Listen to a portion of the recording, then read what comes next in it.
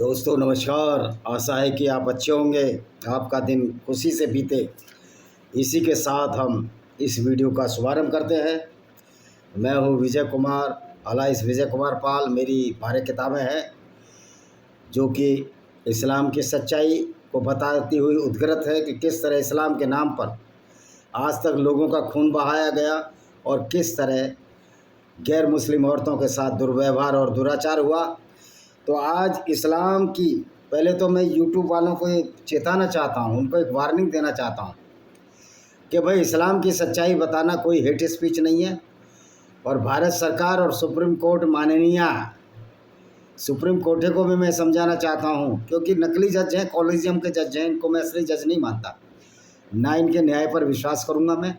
क्योंकि जब तक कॉलेजियम ख़त्म नहीं होता, भले ही मुझे इंटरनेशनल कोर्ट ऑफ जस्टिस जाना पड़े अगर कोई मुकदमा होता है, तो निचली अदालतों पर विश्वास है क्योंकि वो सेलेक्टेड जज है, हालांकि फैसले वो भी गलत ले सकते हैं। तो आज इस्लाम की विचारधारा पर, नकारात्मक विचारधारा पर हम चर्चा करेंगे। इस्लाम की सबसे बड़ी डिमेरिट क्या है, सबसे बड़ी अयोग्यता क्या है, और वो अगर लिखी हो किताबों में तो वो अयोग्यता मानी जाएगी। अगर कोई किसी का पर्सनल व्यवहार खराब है लेकिन उसकी किताबों में नहीं लिखा तो उस व्यक्ति की अयोग्यता मानी जाएगी, वो व्यक्ति उसमें दोषी माना जाएगा। लेकिन यहाँ तो पूरा हवाई खराब है, यानी कि शुरुआत ही नफ़रत से होती है। तो इसमें 3 टॉपिक आज हम करेंगे। सेक्स स्लेव, नमाज में दूसरों को गाली देना और माल गनीमत, ये क्या चीज़ है। तो सबसे पहले हम नमाज में जो 4 वक्त की नमाज़ पढ़ते हैं, सुबह असर की पढ़ते हैं जिसमें कि ये 2 रकात पढ़ते हैं, अच्छा नहीं 4 रकात पढ़ते हैं, और फिर उसके बाद ये असर के बाद फिर ये फजर, रात में ये फिर करते हैं ईशा की नमाज़, जिसमें कि टोटल मिलाकर करीब 48 रकात पढ़ते हैं। रकात का मतलब झुकना, कोई बीच में कोई सूरा, कंप्लीट सूरा यानी कि उनका चैप्टर पढ़ना, रुकू माने रुकना, सजदा। तो इस तरह जो है 48 बार ये गैर मुस्लिमों को गाली देते हैं। और इसमें जो सूरा अल काफरीन है, जो कि शायद 95 भी 95 नंबर पर है कुरान में, और देख लेते हैं। हालांकि कुरान में कोई सीक्वेंस नहीं है। पहली जो सूरा थी ये 109वीं सूरा है इसको, क्योंकि जो पहली सूरा इकरा है उन्होंने इसको पीछे डाल दिया, तो सारा घालमेल है कुरान में। जो पहले सूरा उतरी, यानी पहले जो उतरी, और उतरी तो क्या है, मोहम्मद की सारी मास्टर स्ट्रोक था। जिब्रील फरिश्ता तो इस्लाम में कहीं भी नहीं है, वो तो गैब्रियल फरिश्ता था यहूदियों का। तो सूरा अल काफरून जो इनकी 109वीं चैप्टर है, सूरा है या अध्याय है, उसी से नेगेटिव विचारधारा इनकी शुरू हो जाती है। क्योंकि इस्लाम का मूल उद्देश्य अपने आप में सुधार करना नहीं है। इस्लाम का मूल उद्देश्य है कि दूसरों के दुख पहुंचाकर, और जो जिससे दुख पहुंचता है और जिससे इस्लाम को फ़ायदा हो, मुसलमानों को फ़ायदा होता है, उसको पवित्र मानना, यानी कि दूसरों को गाली देना। लेकिन इस्लाम में ये पवित्र है क्योंकि आपने उस व्यक्ति को गाली दी जो कि गैर इस्लामिक आदमी है, जो तुम्हारे कुरान, मोहम्मद, मिखाइल, जिब्राइल, जन्नत, क़यामत, चाँद के 2 टुकड़ों, यानी कि ऐसी स्टूपिडिटी, अज्ञानता में विश्वास नहीं रखता जिसको कि प्रूव नहीं किया जा सकता। तो इनका जो शुरुआत होती है नमाज में, ये गाली देते हैं 48 बार गैर मुस्लिमों को। तो ये सूरा हम पढ़ा देते हैं। ये शुरुआत तो करते हैं बिस्मिल्लाहिर्रहमानिर्रहीम, यानी कि हम शुरू करते हैं उस अल्लाह के नाम से जो बड़ा दयावान है। और कैसा दयावान है वो बताते हैं। देखिए 109 है सूरा, इसमें 6 आयत हैं, और 6 आयतों का शुरुआत करता हूँ मैं 109 की। एक क्या कहती है, कह दो इनकार करने वालों से। अब ये यहाँ नमाज पढ़ रहे हैं, लेकिन जो इस्लाम को नहीं मानते, जो गैर मुस्लिम हैं, उनसे इनको क्या चिढ़ है, उनसे क्या चुल है। तो इसी को नेगेटिव विचारधारा कहते हैं। भाई तुम अपनी बात करो ना, तुम अपने मोहम्मद को सिर पर रखो, कहीं भी रखो, इज्जत दो, लेकिन आप ये हमसे क्यों उम्मीद करते हैं कि जो मोहम्मद गैर मुस्लिमों को गाली देता था, गैर मुस्लिमों को कत्ल करने की आयतें खुद बनाता था। मैंने पहले ही सिद्ध किया, कोई जिब्रील फरिश्ता नहीं था इस्लाम में, वो तो गैब्रियल फरिश्ता था। सारा फ्रॉड जो है। तो भाई तुम रखो, ओढ़ो, बिछाओ, हमको क्या मतलब है तुम अपनी कुरान को। लेकिन हम तुम्हारी कुरान जैसी व्यक्ति चीज़ को क्यों मानेंगे जो सिर्फ एक इंसानियत के खिलाफ एक बहुत बड़ा षड्यंत्र है, एक बहुत बड़ी फिल्द है, गंदगी है। जब तुम्हें हमें गंदा कह सकते हो, कुरान में कई चैप्टर हैं जो कहते हैं कि गैर मुस्लिम, हिंदू हो, ईसाई हो, यहूदी हो, वो सारे के सारे नजस हैं। नजस का मतलब अरेबिक का ये शब्द है, उसका हिंदी में अगर वैसा अनुवाद किया जाए तो लेटरिन जितने गंदे हैं, फिल्दी हैं, तो फिर ये किताब फिल्दी, ये किताब फिल्दी नहीं है। अगर आप कुरान को नहीं मानते तो कैसे फिल्दी हो जाएंगे हम? तो ये क्या कहता है, कह दो इनकार करने वालों से, मैं वैसी बंदगी नहीं करूँगा जैसी तुम बंदगी करते हो, कि मैं वैसी पूजा नहीं करूँगा जैसी तुम करते हो। भाई मत करना। तेरे से किसने पूछा कि तू ऐसी पूजा कर वैसी पूजा कर? क्या कोई हिंदू, यहूदी या ईसाई तुमसे पूछने गया था? तुम जैसी मर्जी पूजा करो, हमको क्या लेना देना है? और तुझसे पूछा कौन है? मान न मान, मैं तेरा मेहमान। यानी कि उड़ता तीर लेने की आदत क्यों है इस्लाम वालों को? फिर तीसरी आयत क्या कहती है, और तुम जैसी बंदगी करते हो, तुम वैसी बंदगी करते हो। भाई हम नहीं कर सकते तुम्हारी जैसी बंदगी। एक झूठे अल्लाह को और उस अल्लाह के नाम से उस झूठे नबी को, जो आपने आपको नबी कहता था और उसका कहीं प्रमाण नहीं है कि वो एक प्रॉफिट था, उसका अच्छा कार्य था, एक भी अच्छा कार्य बता दो, तो भाई हम तुम्हारी बंदगी क्यों करें? तुम तो ऐसी लुटेरे लोगों की बंदगी करते हो। मोहम्मद जो काफिले लूटा करता था, उसका भी चैप्टर आएगा। और वैसी मैं वैसी बंदगी करता हूँ जैसी तुमने की है। भाई मत करो यार, तुमसे कौन ने, तुमको क्या खुजली है, क्या बवासीर है कि हिंदू कैसी पूजा कर रहा है, यहूदी और ईसाई कैसी पूजा कर रहा है? Are you any disease, mental disease? तो इसी को मेंटल डिसीज कहते हैं, ये मानसिक बीमारी है। अब तुम क्या पूजा करते हो? एक नकली अल्लाह की पूजा करते हो, जिसको हमने कई बार सिद्ध कर दिया कि अल्लाह ने हम कोई चीज़ नहीं है। क्योंकि आप कहते हो ना अल्लाह ने दुनिया बनाई है, अल्लाह ने धरती बनाई है, तो उस अल्लाह को ये क्यों नहीं पता कि धरती स्थिर नहीं है, धरती सूरज के चारों तरफ घूमती है? और तुम्हारा अल्लाह कहता है कि धरती स्थिर है और सूरज के चारों तरफ घूमता है। तो ये सत्य कर दिया, ये अल्लाह ही नहीं है। तो करो तुम झूठे अल्लाह की बंदगी, हम क्यों करें? और न तुम जैसी बंदगी करने वाला हूँ जैसी बंदगी मैं करता हूँ। भाई हम नहीं कर सकते। ऐसे झूठे अल्लाह को, ऐसे प्रॉफिट को, मोहम्मद को अपना सरपरस्त नहीं मान सकते, उसको सर पर नहीं बैठा सकते। जो हमारे ही गैर मुस्लिमों को कत्ल करने की आयतें अपने मन से लाया, कोई गैब्रियल और अल्लाह के नाम पर नहीं लाई गई, सिर्फ मोहम्मद का ये खेल था। तुम्हारे लिए तुम्हारा धर्म, मेरे लिए मेरा धर्म। पहली बात तो तुम्हारा धर्म ही नहीं है, तुम्हारा तो बहुत बड़ा अधर्म है जो लोगों को हमेशा परेशान करता है। क्योंकि मोहम्मद जब उलझुल बातें करता था कि मैं घोड़े पर बुर्राक पर गया, तो लोग विरोध करते थे। तो नमाज में ये सब, ये आयत काफिरून आयत पढ़ी जाती है और 48 बार हमको गाली दी जाती है। भाई तुमको क्या, तुम अपनी पूजा करो, हमको अब मान ना मान, मैं तेरा मेहमान, हम नहीं जानते who is Allah, who is Muhammad. तुम अपना मोहल्ला, अपना अल्लाह अपने पास रखो, अपनी पैंट की जेब में रखो, अपनी कुर्ते की जेब में रखो। आज तक जिस कौम को पूरे कपड़े पहनने नहीं आए, वो इसलिए वजह से नहीं आए कि मोहम्मद ने जो एक प्रपंच और एक पाखंड किया, जिसको इस्लाम मानते हैं। बेचारों को ड्रेस सेंस कहाँ आएगी? वो कह गया कि जो टकने से ऊपर कुर्ता पहनेगा, टकने से ऊपर जो पैजामा पहनेगा, उसको जन्नत मिलेगी। 72 हूरों का तसव्वुर तुमको पागल कर दिया है। तो तुम पागल हो, लेकिन हमको गाली क्यों देते हो भाई?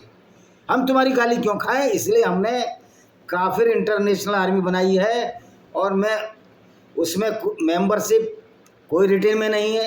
आप अपने विचारों से जो जिहाद असगर यानी जिहाद इस्लाम के कत्ल गारत और गुंडागर्दी का विरोध करे, वो मेंबर है, अपने मन से मेंबर है और स्वतंत्र है। वो हाफिज सईद जैसे और अन्य मौलानाओं को कत्ल करने के लिए, उनको एलिमिनेट करने के लिए जो आतंकवाद फैला रहे हैं और जो आतंकवाद की पढ़ाई कर रहे हैं, मैं तो माननीय योगी आदित्यनाथ जी से कहना चाहता हूँ कि देवबंद में भी कैमरे लगाए जाएं, इनके चैप्टर रिकॉर्ड किए जाएं। कुरान में ये वही पढ़ा रहे हैं ना कि दूसरों को कत्ल करो। कौन सी मौलाना मदनी पर या महमूद मदनी पर या जामा मस्जिद के बुखारी पर कोई दूसरी कुरान है? तो ये इंटरनेशनल काफिर आर्मी अब पूरी दुनिया में इस गुंडागर्दी को चलने नहीं देगी। क्या आप किसी गैर मुस्लिम को सिर्फ इसी बात पर कत्ल कर दोगे? वो आपके झूठे अल्लाह, झूठे पैगंबर और झूठी किताब में विश्वास नहीं रखता। हाँ, मैं कहता हूँ झूठी किताब है। आई कोई मौलाना बहस करे? अब तो मेरा धंधा ही है बेटा। 12 किताबें मैंने कुरान पर लिखी हैं और कुरान को उजागर ही किया है। अब दूसरा है लौंडीबाजी, यानी कि गैर मुस्लिम औरतों को लूटने के बाद उनको वैश्या बनाना, ये इस्लाम का पहला खोज है। और इनकी में हदीस है जो इन्हीं के मुल्लाओं ने, मौलवियों ने लिखी हैं, जो कि ऑथेंटिक हदीस हैं, उसको मैं अभी खोलता हूँ। अब ये देखिए, सही sunna.com का खोल लेता हूँ। चलो, sunna.com में सब कुछ सारी हदीसें मिल जाती हैं।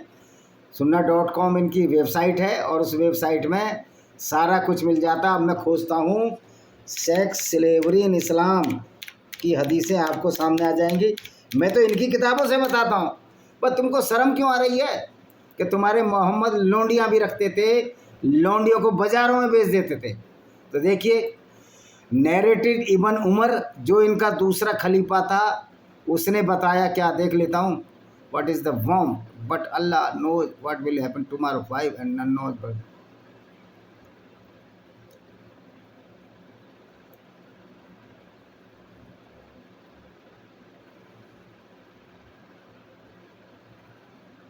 हाँ, ये आ गया, देखो। नैरेटेड बिन इब्न उमर, यानी कि उमर के बेटे ने बताया, प्रॉफिट ने कहा कि वो 5 जिनको कि हमने देखा नहीं और कोई उनके बारे में जानता नहीं, पर अल्लाह जानता है।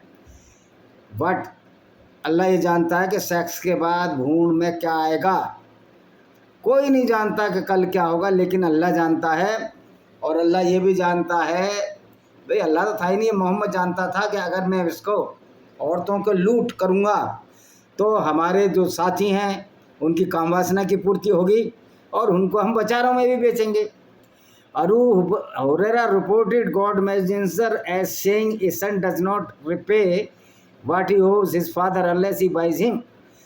अबू हुरैरा ने बताया कि प्रॉफिट मोहम्मद बता रहे हैं कि एक बेटा उस औरत को अपनी रखेल या दासी नहीं बना सकता। ये हदीस नंबर भी बता दूं मैं इनकी, ये इस्लामिक विद्वानों की और बड़ी हसन हदीस है। सही अल बुखारी हदीस नंबर 7379, बुक 97, हदीस नंबर 9। तो ये कह रहा उसका बेटा जब उस औरत को खरीद ले, unless he buys him and emancipate him, और उसको वो खरीद ले, तभी वो उसको स्लेवरी में पाता है, तभी वो स्लेवरी उसको सेक्स स्लेव बना सकता है। दूसरी हदीस क्या कहती है? सेल आई हदीस, दूसरी हदीस इस वाई नरेटेड दैट अनस बिन मक्की, ये बुक नंबर 14, हदीस 10 क्या कहती है? Shall I not tell you a हदीस that I heard from the messenger of अल्लाह, क्या तुमको उस हदीस, हदीस कहते हैं जो विवरण होते हैं जो मोहम्मद ने अपने कार्य किए, तो मैसेंजर अल्लाह यानी कि मोहम्मद ने बताया कि no one tell you after me, मेरे बाद तुमको ये कोई चीज़ नहीं बताएगा। मैंने सुना ये कहते हुए कि among the parents the hour as the knowledge will be taken away and ignorance will prevail, illegal sex will become widespread and while we drink। कह रहा इलीगल सेक्स जब पूरी दुनिया में फैल जाएगा, शराब पी जाएगी, एंड मैन विल, आदमी ख़त्म हो जाएंगे, वोमेन विल भी, औरतें रह जाएंगी, तो there is one man in charge of 50 women, और एक आदमी के पास 50 औरतें होंगी। अब ये बताओ कि सेक्स फैल जाएगा, तो इलीगल सेक्स तो खुद मोहम्मद करता था, क्या ये इलीगल सेक्स नहीं है? क्या आप औरत को लूट लाए, गैर मुस्लिम औरतों को, यहूदी औरतों को लूट लाए और उसके बाद आपने उसके साथ सेक्स किया? क्योंकि यहूदी या किसी गैर मुस्लिम औरतों को अगर लूटते हो तो आप जो है सच्चे मुसलमान हो, क्योंकि अल्लाह का ये हुक्म है गैर मुस्लिम औरतों को लूटा जाए। और किस लिए लूटा जाए?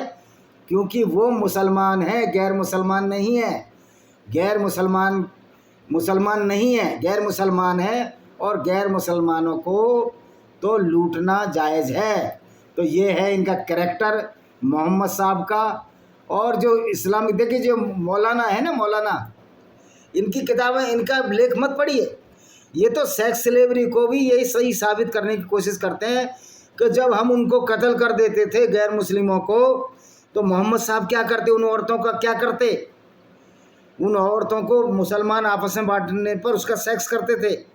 तो ये तो अच्छा ही काम था। तो भाई आप ये बताओ, 54-55 साल के बुढ़े 15-15 साल की लड़कियों के साथ सेक्स कर रहे थे, जो मोहम्मद ने भी किया सफ़िया बिन्त हुय्या के साथ, जो 17 साल की थी, और ये 55 साल का था। और इसने उसके पति को लूटा, पति को मारा जान से, पिता को जान से मारा, और उसी रात उसके साथ ये सेक्स किया।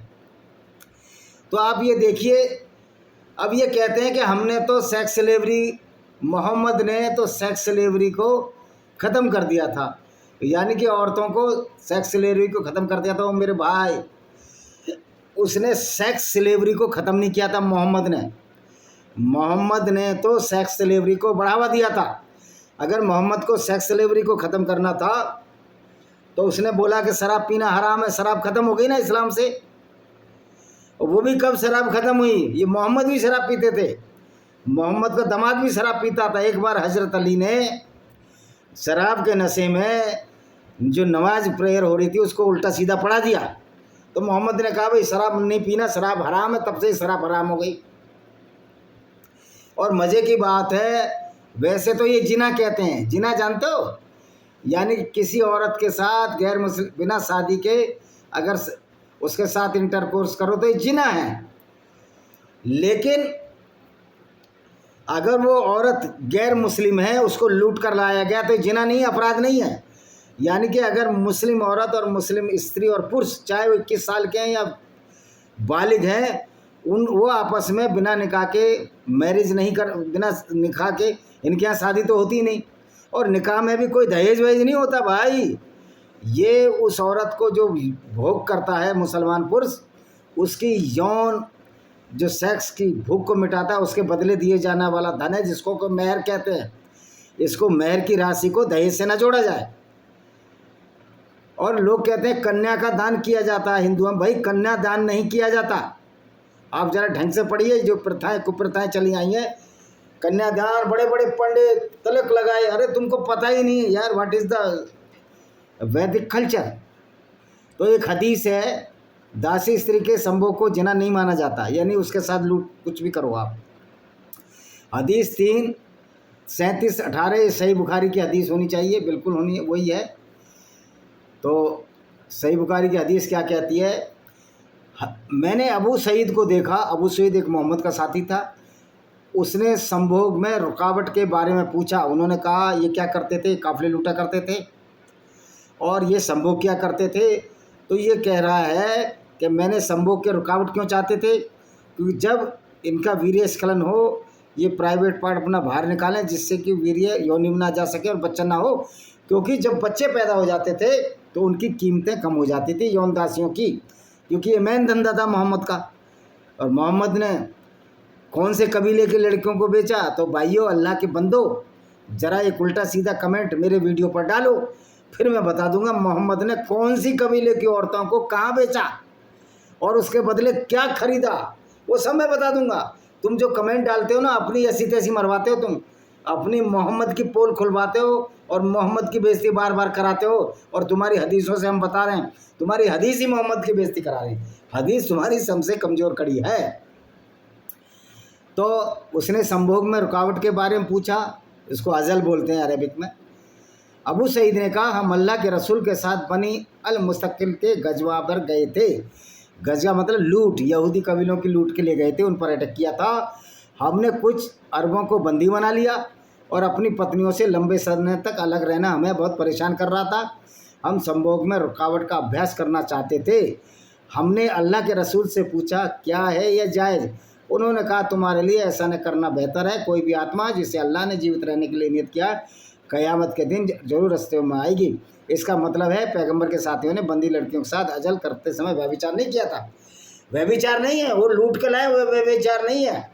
अगर कोई मुस्लिम स्त्री और पुरुष बड़ी उम्र में बिना उसके इंटरकोर्स करें, व्यभिचार है। तो भैया मेरे, तो ये सब जिना ही नहीं है। ये जिना क्यों नहीं है? क्योंकि वो औरतें गैर मुस्लिम थीं। अच्छा, दूसरी बात, अब इन्होंने कहा कि जिसको आना है आप करो व्यभिचार, जिना, मैं तो व्यभिचार ही कहूँगा ना, दूसरों को लूट के उनकी औरतों को गुलाम बनाना। तो मुझे लगता है अरब में 90% लोग, सऊदी अरब के सारे के सारे यही अवैध संतान हैं।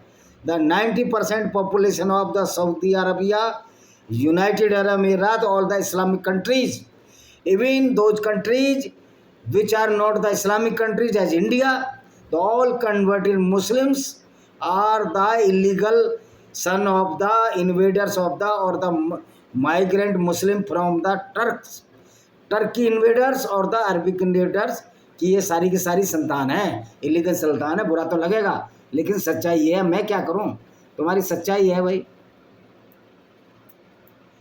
अब इसने उत्तर गधे ने क्या दिया है मौलाना ने कि मैंने अबू सईद को देखा, मैंने उनसे पूछा, ये इसकी तफसीर डिस्क्रिप्शन देता है। उन्होंने कहा हम अल्लाह के रसूल सल्लल्लाहु अलैहि वसल्लम के साथ बनु अल मुस्तकिब के अभियान पर निकले और हमने अरबों में से कुछ कैदियों को पकड़कर, यहाँ ध्यान रहना चाहिए कि सारे अरबी मुसलमान नहीं थे, शुरुआत में यहूदी थे या क्रिश्चन थे, ये सामरी थे। सामरी तो अब ख़त्म हो चुके हैं। इज़राइल की किताब में एक्सोडस में सामरियों का भी वर्णन है, बाइबल के ओल्ड टेस्टामेंट में भी इनका वर्णन है। वो मतलब आदमी ख़त्म नहीं हुए हैं, वो दूसरों में घुल मिल गए। जैसे कि बहुत सारी जातियाँ विदेशों से आईं और हमारे हिंदू समाज में मिल गई, जिसमें हमारे बहुत सारे जाति प्रमुख हैं। अब वो हिंदू हैं, वो हमारे भाई हैं। वैसे भी हमारा सनातन वैदिक धर्म तो भाईचारा मानने की बात ही करता है। ये इस्लाम थोड़ी है, ये इस्लाम जैसी गंदगी थोड़ी है यहाँ। तो निकले, हमने अरबों में से कुछ कैदियों को पकड़ लिया। हम महिलाओं की इच्छा रखते थे और संयम की अवधि हमारे लिए कठिन थी। हम अजल संभोग में रुकावट करना चाहते थे। हमने अल्लाह के रसूल सल्लल्लाहु अलैहि वसल्लम से पूछा।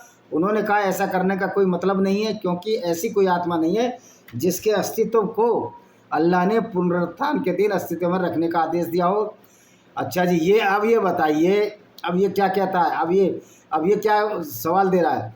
हदीस से ये समझा जा सकता है कि जो लोग अजल करना चाहते थे वे नहीं चाहते थे महिलाएं गर्भवती हो, उन्हें बेचने में सक्षम होना चाहते थे। यदि कोई दास महिला गर्भवती हो जाती तो उसे बेचा नहीं जा सकता था। लो, ये इनके मौलाना ही कह रहे हैं कि वो बेचते भी थे। मौलाना वो बेचते ही थे, इनकी हदीसों में लिखा है बेचते ही थे। एक हदीस को सही मुस्लिम की हदीस भी क्या कहती है, ने रिवायत किया कि जिनके अनुसार हमने अरब की कुछ महिलाओं को पकड़ा और हमें लंबे समय से संयमी थे। हालांकि मोहम्मद तो संयमी नहीं था।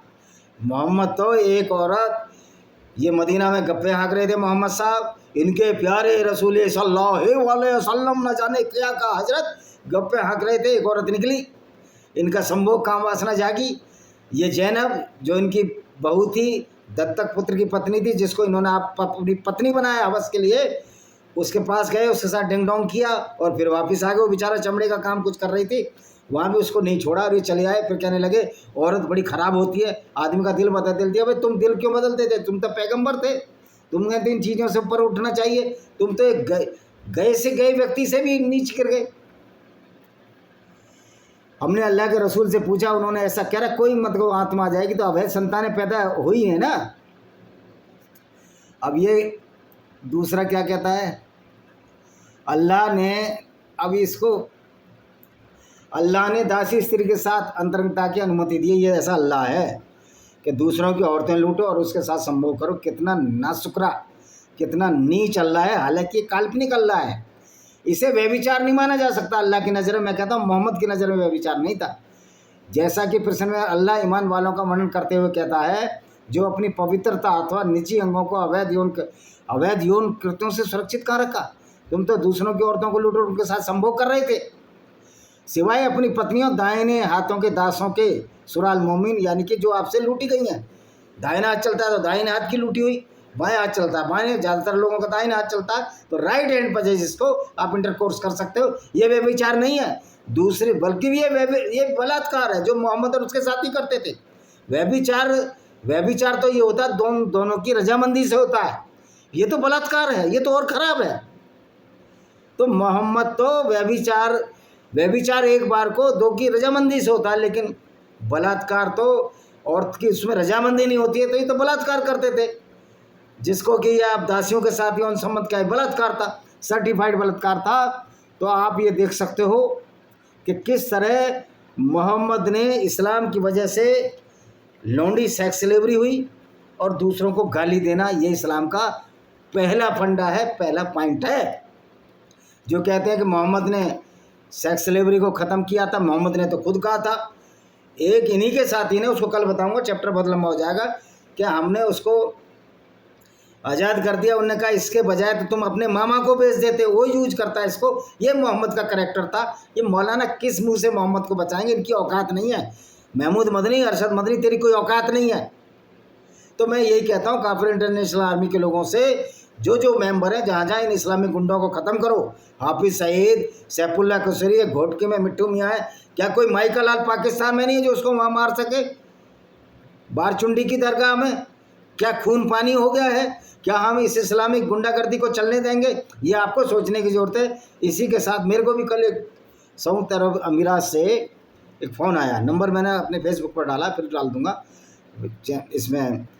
मैंने कहा यार हमारा काफिर इंटरनेशनल आर्मी का आदमी यूनाइटेड अरब अमीरात में है, मेरी बात तो नहीं। उसको मैसेज किया कि तू फेसबुक पे मैसेज किया, वो पढ़ लेगा, वो फेसबुक मेरी पढ़ता, तभी तो फ़ोन भेजता है।